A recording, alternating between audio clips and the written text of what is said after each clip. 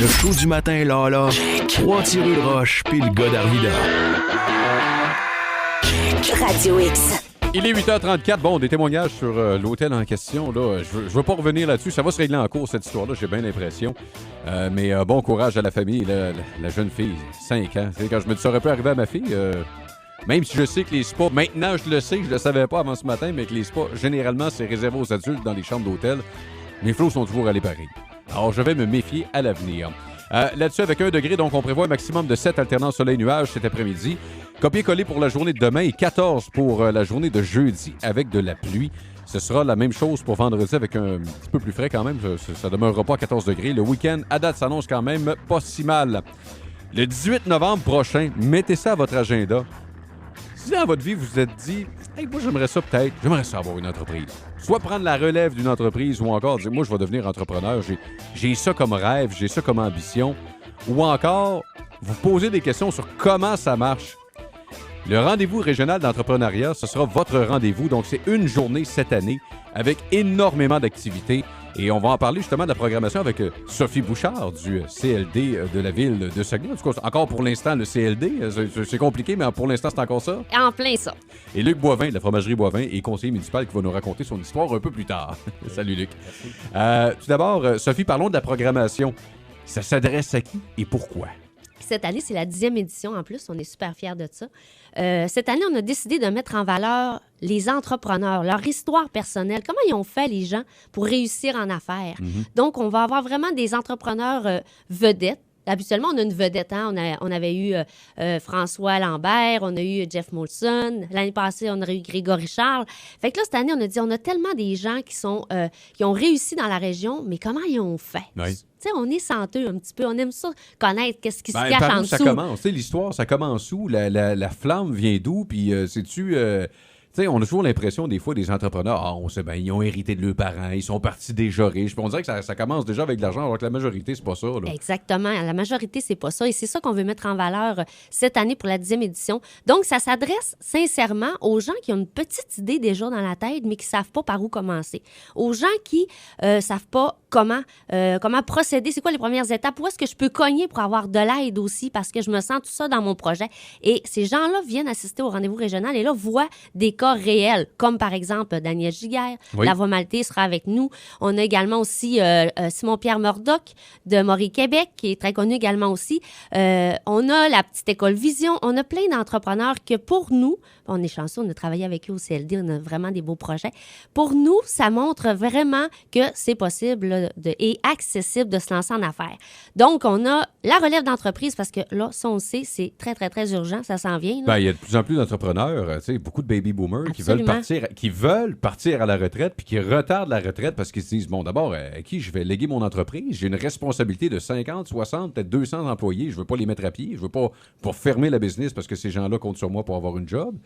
Mais à qui je vais léguer ça si les enfants veulent pas de l'entreprise? Oui, puis souvent, on pense que c'est juste, je te donne les clés, puis après ça, tu prends l'entreprise. Non. Non, c'est pas ça du tout. Et on aura un cas réel. Luc Brassard, qui a pris la relève de Messagerie du Fjord, sera avec nous pour débuter la journée au rendez-vous régional. En après-midi, nous, on est chanceux au CLD. On a 23 mentors d'expérience, des entrepreneurs, tous encore en action dans la ville de Saguenay, qui donnent leur temps bénévolement aux entrepreneurs qui ont besoin d'avoir de nouveaux défis. Et là, ça ne s'adresse pas juste aux jeunes entrepreneurs qui ont 1, 2, 3 ans d'expérience. On a des mentorés qui ont 40, 50 ans, qui ont besoin d'un nouveau défi et qui veulent vraiment en discuter avec des gens qui ont passé par là également aussi. Donc, on a le dîner reconnaissance des mentors et cette année, on accueille la cellule d'Alma également. Donc, on en fait un événement régional pour cette année. Et l'activité maîtresse dont tu en fais partie avec nous, le panel sur l'accessibilité de se lancer en affaires. Alors là, on va avoir, comme je vous ai dit, des entrepreneurs qui sont en croissance présentement. On a des entrepreneurs aguerris qui sont là pour vraiment parler de eux quand ils ont débuté il y a une dizaine, vingtaine d'années, comment ça s'est passé. Et il y aura aussi les services offerts à tous ces gens-là. Donc, c'est vraiment un rendez-vous pour bouger un peu là, ce qui se passe dans vos têtes présentement, bouger vos idées pour pouvoir les mettre en action par la suite. Exact. Donc, on va entendre les histoires, le cheminement, par où ces gens-là sont passés, quelles ont été les difficultés, ça a été quoi l'aide. Et moi, ce que je trouve magnifique dans le milieu des affaires, c'est le mentorat, je trouve ça magnifique parce que, tu sais, au Québec, on a l'impression que tout le monde a la mentalité du chacun pour soi, puis au pire, je demanderais à l'État de m'aider. Et, tu sais, on compte pas sur notre voisin, alors que dans le milieu des affaires, c'est pas tout à fait de même que ça fonctionne. Et, tu sais, je trouve, tu sais, qu'au niveau, entre autres, de la philanthropie au Québec, on n'est pas là, hein, tu sais, quand c'est le temps de donner puis redonner à la communauté qui nous a permis. Mais les gens d'affaires, ça, le font entre eux. Absolument. Mais quand il y a un jeune qui débute, ils sont une gang à dire « Hey, gars, je vais t'aider, je vais te montrer, puis je vais t'empêcher de faire les mêmes erreurs que moi j'ai fait. » Absolument. Puis ces temps-ci, j'ai la chance de faire la tournée des mentorés, d'aller les voir dans leur entreprise pour voir comment ça se passe. Et sincèrement, là, il se forme un réseau autour du service de mentorat parce que c'est rendu que des mentorés convainquent d'autres mentorés à venir. « Ah, moi, mon chum est mentoré par telle personne. Ça m'intéresse. Je veux développer mon marché. J'ai de la misère à prendre des décisions. Là. Quand je gère mon personnel, là, je suis tout le temps un petit peu... j'ai de la difficulté et tout ça. » Donc, il y a vraiment un super de bon réseau, mais effectivement, il faut le trouver. Puis c'est ça qu'on va vous montrer pendant le rendez-vous. Exact. Et un entrepreneur qui est en face de nous, Luc Boivin, bien connu dans la région, évidemment. Martin est déçu, il n'a pas son fromage ce matin, pauvre Martin. Mais c'est une expérience que tu as vécue également et que tu partages avec plusieurs de ces entrepreneurs-là. Exactement. Puis quand M. le maire m'a confié à président du CLD, ben j'étais très heureux parce que c'est probablement le mandat qui m'a permis d'être le plus près de ce que j'aime, là, c'est-à-dire l'entrepreneurship, le développement des affaires. Puis je te remercie, Dominique, d'ailleurs, de t'impliquer depuis maintenant plus de 4 ans dans cette activité-là. Tu connais bien les entreprises, tu en parles avec passion chaque fois que tu as la chance. Puis ça, c'est apprécié parce qu'on ne valorise pas assez nos entrepreneurs. On regarde, là, c'est dur. On parle de la traversée du désert, les 5 premières années d'une entreprise, là, comment c'est lourd. Puis le contexte économique n'est pas toujours facile. On le voit présentement, c'est pas évident. Mais il faut valoriser ces entrepreneurs-là. Il y en a qui réussissent bien, il y en a qui c'est plus difficile, il y en a. Mais c'est à travers tout ça, comme tu dis, le réseau, le mentorat, de se tenir ensemble, puis d'y croire. Puis je regardais à la télé la publicité de Raccoon. Oui. Tu sais, comment... c'est ça, l'entrepreneurship. Les gens qui ont une passion envers quelque chose, qui disent « Ma passion, est-ce qu'elle peut m'amener plus loin? » Je regarde Daniel Giguère, qui aimait la bière, il aimait faire de la bière, puis il a dit « Je peux-tu aller plus loin, puis profiter de ma passion, puis en faire une entreprise. » Et Daniel, c'est un bon exemple, parce que ça en est un de ceux où tu disais, bon, tu sais, la Voie Maltais à Jonquière, c'est un beau succès. Mais là, quand ils ont commencé d'ouvrir Chicoutimi, on regardait l'endroit, on se disait, ouais, Talbot, pas sûr. Réussite totale. Après ça, il ouvre à Québec. On se dit, ouais, secteur à côté des concessionnaires auto, c'est un secteur plus industriel. Pas sûr. Succès total. Alors, tout ce qui touche se transforme en or. On voit le succès total, mais en arrière de ça, il y a des écueils, il y a des défis, il y a du travail. Tu sais, les gens, le succès sans travail n'existe pas. Ça, les gens qui voient, il a réussi. Dites-vous, comment est-ce qu'il a passé d'heures dans son entreprise, comment est-ce qu'il y a eu de nuit blanche, comment est-ce qu'il y a eu de casse-tête, le financement, gérer le personnel, les employés. Il faut prendre soin de nos entreprises. C'est les gens, là, encourager nos entreprises. On parle d'acheter local, mais encourager l'entrepreneur qui est chez nous, c'est important. Et l'autre chose, tu sais, puis j'en parlais tantôt, mais puis toi, tu le vis, Luc, c'est être entrepreneur, c'est une lourde responsabilité. Tu es responsable, oui, d'une entreprise, de ton cas personnel, parce que c'est ton argent que tu mets sur la table, mais tu es responsable des jobs de tous les gens que tu engages. Donc, à partir du moment où ton entreprise soit se met à mal aller ou encore tu n'as plus de relève et tu ne sais pas ce que tu vas faire avec ta business, tu as toutes ces familles-là sous ta responsabilité. On a au Québec, justement, puis ça, si tu en parles, la relève. Il y a beaucoup de dossiers qui touchent l'entrepreneurship au Québec qui sont d'actualité. La relève en est une. Avec les baby boomers, les gens qui vont prendre leur retraite bientôt, il y a beaucoup de bonnes entreprises qui vont changer de main. Oui. Ça, c'est un point important. Il faut les accompagner, ces gens-là, parce qu'il ne faut pas laisser donner les clés, je m'en vais, je quitte, puis je donne ça aux autres. Il y a un accompagnement à faire, il y a des démarches. C'est pour ça que Sophie parlait du CLD. Tous les services qu'on offre, entre autres le mentorat, il y a beaucoup de cas à succès de relève d'entreprise qu'on a supporté. C'est pas seulement de l'aide financière. Souvent, c'est de l'accompagnement, c'est du service. Même encore plus que de l'aide financière. Même souvent encore plus. Puis c'est souvent ce qui te permet justement d'avoir besoin de peut-être moins d'aide financière, de te faire bien diriger par quelqu'un qui est passé par là. C'est une erreur. De donner un chèque, une subvention, puis dire « organise-toi », c'est probablement une grande erreur. Oui.